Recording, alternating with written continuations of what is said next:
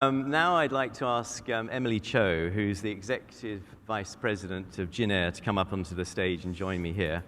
Jin Air, it was formed in 2008. They have currently 22 aircraft, although, as Emily said to me earlier, we keep taking delivery of more aircraft, operating to 5 domestic and 22 international destinations. It's part of the Hanjin Group, which means it's part of the same stable as Korean Air. And I think it's been a fascinating pioneer of long-haul low-cost with services to Honolulu and I think recently Cairns. And it's one of, if not the leading LCC in South Korea, and there are 6 LCCs in South Korea. Emily has been with Jin Air since 2008. She has a background in advertising, marketing, and PR. She had a very successful career in marketing before joining Korean Air.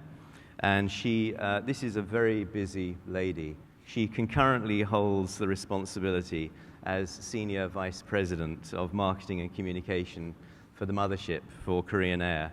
And she's been very successful. Her most recent marketing work for Korean Air won a Grand Prix Award at the 2016 Korean Advertising Awards.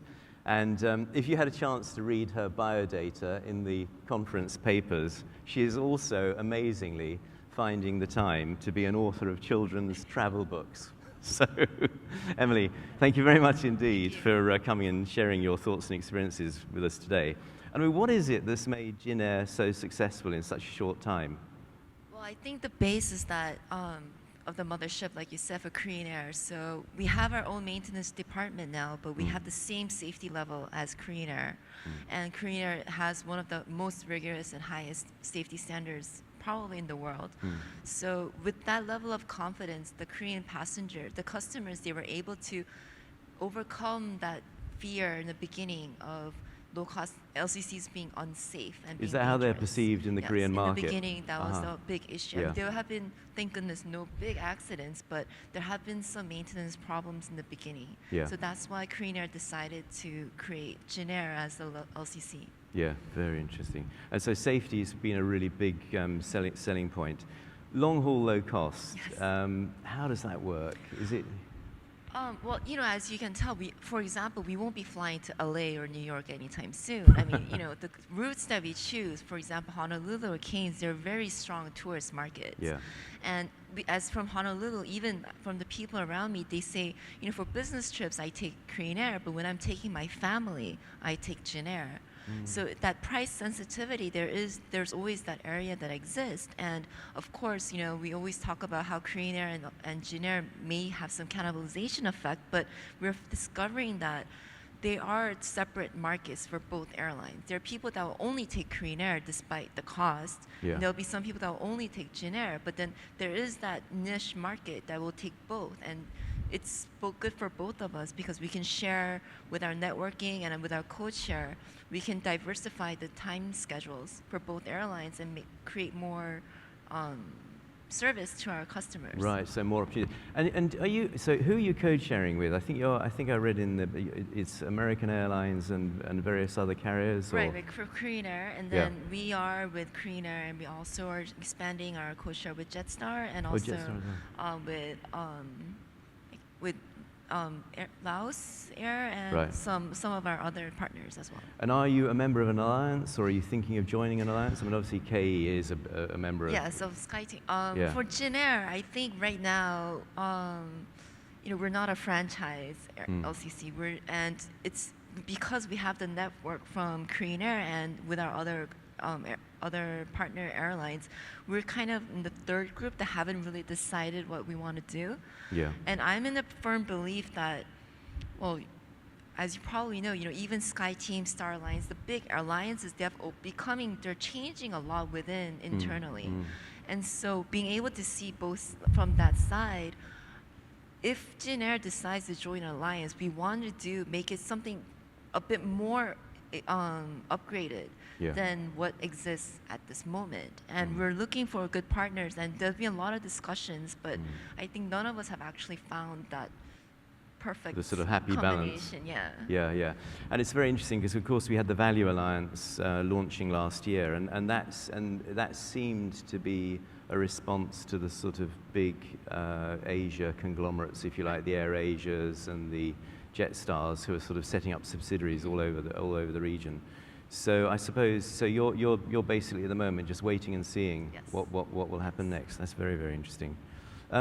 I think you also have a sort of a premium product. Is that right? The Ginny seat or something? Yes, Is that? the Can you Ginny Plus. tell us a little bit about that? Well, it's less premium, but more as part of our ancillary program, where you can pay more to get more leg space. Right. And it also includes, for example, the priority baggage to pick up your baggage. Yeah. So it's more of a bundling strategy Yeah. than a premium strategy. Yeah. Oh, so it's quite similar in a way to what Ajay was talking about Yes. with the MAX. Very interesting. IFE on board your aircraft, Yes. you've got some quite interesting Yes. products there. Can you talk to us about some of it? And how do you organize IFE? Is it a separate company or is it the same, or do you outsource it? Our maintenance department and our marketing department, we both so the maintenance goes over the system and we choose the actual content. It's part of Jin Air, and we just buy we actually get the content from Korean Air. Yeah. And it's basically wireless IFE. Yeah. And people can pay, so it ranges from $5 to $20 depending on the length of the flight. So you can pay and then you can watch any movies, play games, watch short films as you want.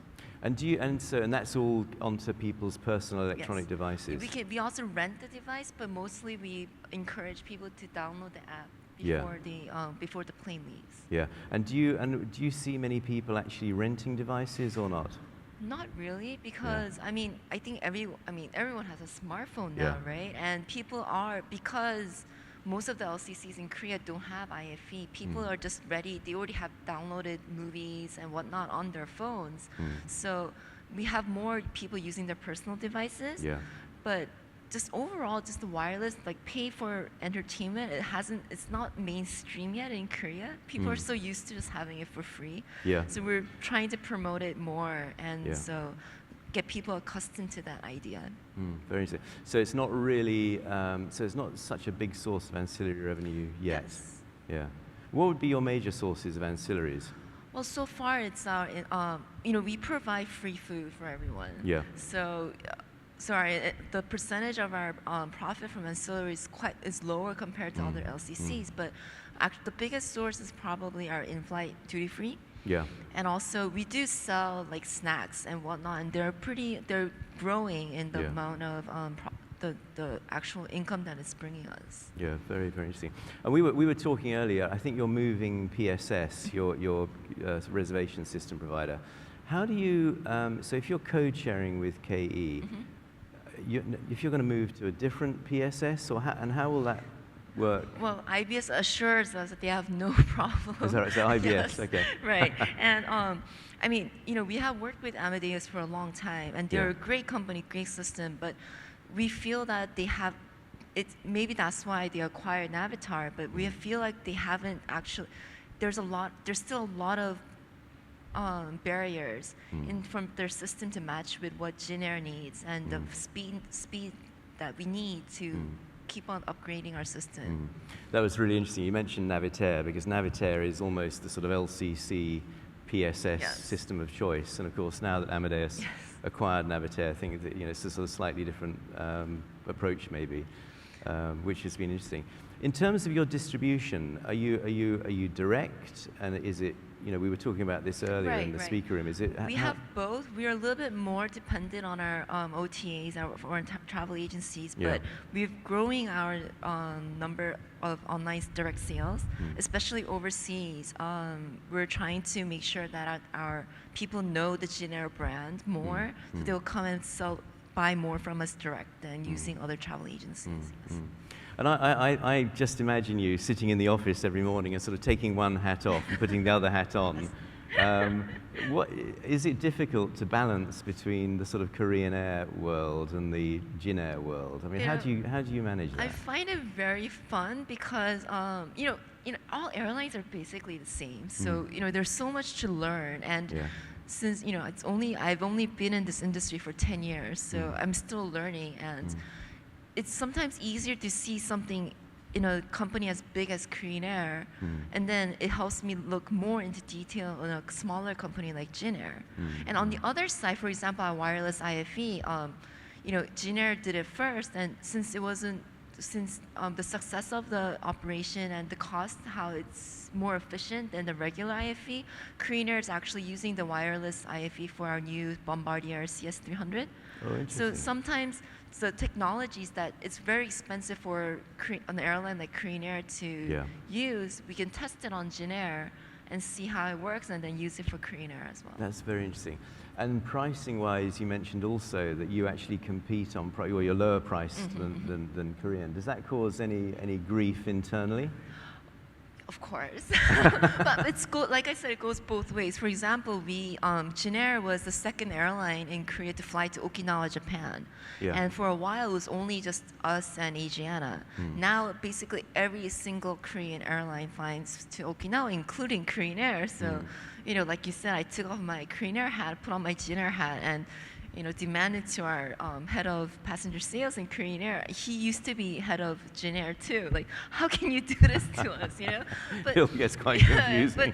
But at the same time, for Guam, for example, Jin Air had the morning flights while Korean Air had the late night flights, and then we switched because basically, the higher price customers, they're willing to pay more for Korean Air for a better schedule. So, I mean, there's give and takes, and I think both sides pretend to be, on the losing side, but at the same time, I think we all benefit at the same time.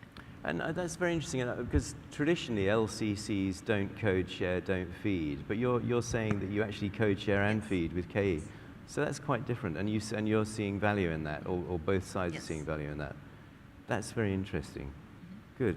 Well, I thank you, Emily. Thank you. I think that's fascinating. I'd like to ask you to come back on stage in half an hour or so, and I'd like to explore further with you about social media, actually. So maybe when we have the broader discussion, because I think that'll be very interesting to hear where Jin Air's experiences have taken us on that. Thank you very much, Emily. Thank you. Thank you.